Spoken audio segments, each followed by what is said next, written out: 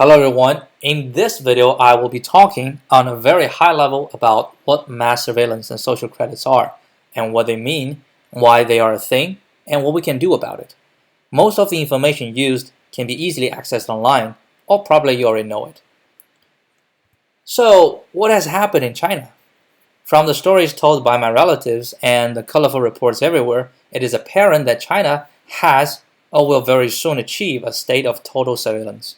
That means 100% of security camera coverage in public space. Throw on top of that facial recognition, it is not a far-fetched prediction that the Chinese government will be even more powerful on its citizens than before. And let's not forget also about the censorship and the monitoring online, which means there's basically no privacy in China, both in the physical and the cyberspace. With these tools to monitor citizens at all times, it is natural for the government to come up with the social credit scheme that provides each citizen with a score, which can determine how easy it is for a person to live. Although the actual scoring system is still in beta testing, the impact has shown. I will not bore the viewers by repeating all the anecdotes available online regarding which aspect of daily life is affected by the social credit, but it is fair to say that if your behavior is bad, you will get low score and have a tougher life to live there. On the other hand, if your behavior is good, you will have high score and an easier life. However, it is also clear that the government has the final say on what behavior is considered good or bad. So what does this mass surveillance and social credit mean? According to Dr. Russell, it simply means the Chinese government is treating its citizens as reinforcement learning agents. It uses social credits as rewards to guide how the citizens shall behave. The pros of doing this is that the government will have low cost of governing, since everyone's behavior is predictable and being monitored. It also promotes social stability, because everyone is following the same guidelines and any out-of-place behavior will be severely discouraged or immediately identified. Now, whether these pros are also for the citizens is a different question, but they're definitely good for the government. The cons are that with such a social credit scheme in place, all of people's behaviors are attached to a score. It won't be long before people do good deeds not because they genuinely want to, but because they can get reward for it. This reduces people to simple organisms just respond to rewards, which, to be honest, probably is exactly what the government wants. But this is really not a good thing for people's own development. And also, for the social fabric, this scheme will reduce it just to a scoring sheet. Secondly, the system will be gamed, no question about it. People will find bizarre ways to earn more social credits, just as universities have found loopholes in the ranking system to boost their own ranking. Eventually, people will just not be better citizens, but better at gaming the system. And finally, when everyone behaves the same, talk the same, and think the same, you lose innovation.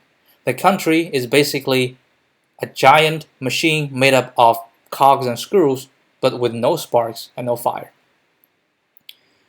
It seems to us that the mass surveillance and social credit scheme is pretty bad because it will reduce people to unidentifiable beings that do not have any individuality.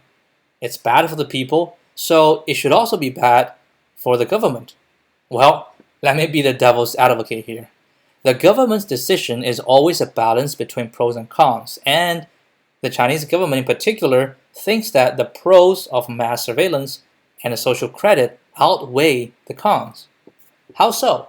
Well, first of all, China has a large, really large population.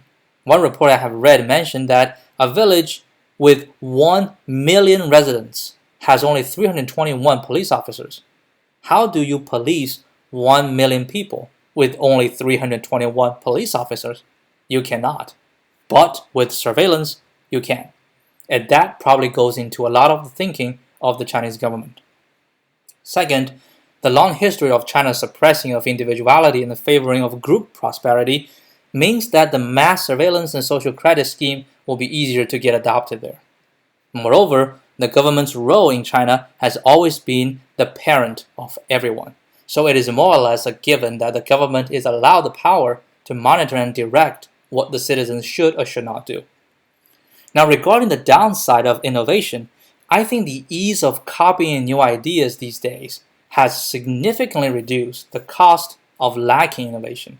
Basically, what China is saying is that I don't care if my people don't innovate, as long as the Western world innovates, I can always copy them or steal from them. And finally, what has happened in recent years regarding the instability and the fragility of democracy has further ensured the Chinese government that their way of governing is the only way in the world. So, with all these considered, it is actually not surprising that they have taken up mass surveillance and social credit as the ultimate tool for their version of efficient and effective governing. Now, whether this is a moral choice or not is not of their concern, because to them, being moral or respectful for, let's say, human rights or individuality does not feed 1.4 billion mouths. We cannot make a video about surveillance without pointing our fingers back to the land of the free. Is there a mass surveillance and a social credit scheme in the US? Well, I don't think that the US has a social credit scheme as bizarre as China, but mass surveillance is a no-brainer.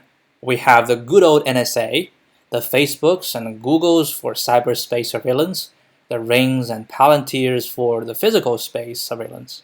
Surveillance has become so important in the US that it is the center of the economy. So many companies are relying on surveillance as their major source of revenue that the current age has been dubbed the age of surveillance capitalism. To end this video, I want to share my thoughts on the new reality. Our surveillance world is inevitable. We are already in it. It's just that the surveillance hasn't reached all aspects of our lives yet. But it will be there because in the case of China, it's good for the government. And in the case of the US, it's good for business. But nobody wants to be monitored. We all value our privacy. But in the surveillance world, privacy becomes the new currency. You pay with the privacy in exchange for some service. Well, in the case of Facebook, we just pay way too much privacy for way too little service. And this is the Wild West right now. We don't have sufficient laws and regulations to determine how much a person's privacy is worth. And that's also why the business practice of Facebook and Google is so messed up. But eventually, I am optimistic that our privacy will be clearly prized, and that we will be able to trade for services with our privacy. For instance, I give up my privacy regarding my food preference to get service for a restaurant recommendation. And the same goes for movies, for books, etc. This is simply the new way of living. But what if I don't want to share any of my privacy at all? Well, tough luck. If you're in China, there's no way to opt out. But in the US, at least for now, the option to opt out still exists. You can start by disconnecting from all social media. If you want more motivation for doing it, watch the documentary, The Social Dilemma. After taking the crucial first step, and now you can think about, say, using a privacy-centered browser, a privacy-centered search engine, VPN, or whatnot. But the first step of getting rid of social media is the most important. Get rid of Facebook, YouTube, Twitter, Instagram, TikTok, whatnot. Get rid of them until we have figured out how their business model can be regulated. And that's it for the video. It's a very high-level view of the mass surveillance and social credit. We touched about what they are, what they mean, why the Chinese government is doing it, and how we can live in a surveillance world, at least in the US. I don't think we should be afraid of it, but we need to be educated about it and understand the pros and cons of our own choices. In a world that is changing, we must adapt to survive.